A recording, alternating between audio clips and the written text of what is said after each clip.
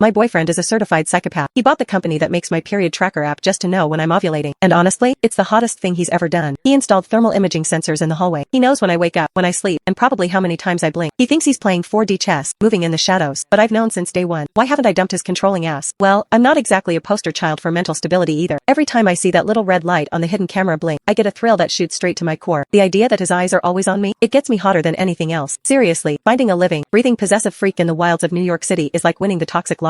And baby, I hit the jackpot. When I woke up, the other side of the California king bed was cold. Silas was already at Empire Tower, doing whatever terrifying CEO shit he does. My body felt like I'd gotten hit by a truck. Last night was aggressive, in the best way possible. I counted the threads in the Egyptian cotton sheets until there was a polite knock on the door. "Good morning, Miss Harper. Your kale smoothie is ready," said Martha, the housekeeper. She helped me sit up because my legs were basically jelly. Mr. Silas called. He sent over a team from the spa. They're setting up in the West Wing. I looked down, pretending to be the innocent, pampered girlfriend, but inside, I was cheering. That man is efficient. Why do those girls in suspense novels always try to escape the brooding billionaire? You get unlimited credit cards, great sex, and a guy who handles all the logistics. Compared to my ex, who asked me to split the bill at McDonald's, Silas is a god. The massage was heavenly, but halfway through, I got bored. The problem with a perfect life is that it lacks spice. I needed a hit of adrenaline. I needed to poke the bear. I checked my phone. Silas had sent 3 texts checking in. Amateur numbers. I decided it was time to play Catch Me If You Can. According to my extensive research on Wattpad, possessive men need a trigger. They need to feel like they're losing control so they can clamp down harder. If I run, he chases. If he chases, we have makeup sex that destroys the furniture. It's simple math. I told Arthur, the head of security, I'm going shopping. Downtown. Arthur tapped his earpiece, looking nervous. Sir prefers you stick to the boutiques in the Upper East Side. I crave grit. Arthur, I want chaos. He had to call Silas. I watched him sweat. Finally, he handed me the phone. Harper. Silas's voice was deep, raspy, and dripped with authority. Just hearing it made my thighs clench. I'm bored. Silas, I want to go out. Stay home. I bought you that new stallion. Go ride. He commanded. No. I want to walk on a dirty sidewalk and smell exhaust fumes. I whine. Silence on the line. Then a sigh. Fine. Take Big Mike and the team. Do not turn off your location sharing. Be back by 6, or I'm coming to get you myself. Promise? I teased. He hung up. I grinned like a Cheshire cat. Game on. Plan A was simple. Create a diversion and vanish. We took the Escalade to Soho. I made Big Mike verify the perimeter of a dressing room while I slipped out the back service exit. I ditched my Chanel jacket, bought a cheap hoodie from a street vendor, and jumped onto the nearest subway train. The rush was intoxicating. I was off the grid, but then reality hit. The subway smelled like 3-day-old urine and regret. A guy sitting opposite me was clipping his toenails. I checked my pockets. Shit. I left my wallet in the Chanel jacket. I had no money, no ID, and I was currently hurtling toward Queens. Was this worth it? I closed my eyes and leaned against the grimy plastic seat. Silas, you better be the genius everyone says you are. Find me before I catch a disease from this pole. I got off at some random stop because the toenail guy started staring at me. I wandered the streets for hours. My feet hurt. My stomach was growling. I missed Martha's cooking. I missed my heated floors. I missed my psychopath. I found a greasy spoon diner and walked in. The smell of frying bacon almost made me cry with joy. I sat at the counter. Coffee, blah, and a burger. I told the waitress, playing it cool. When the check came, I realized my plan had a massive hole in it. I couldn't pay.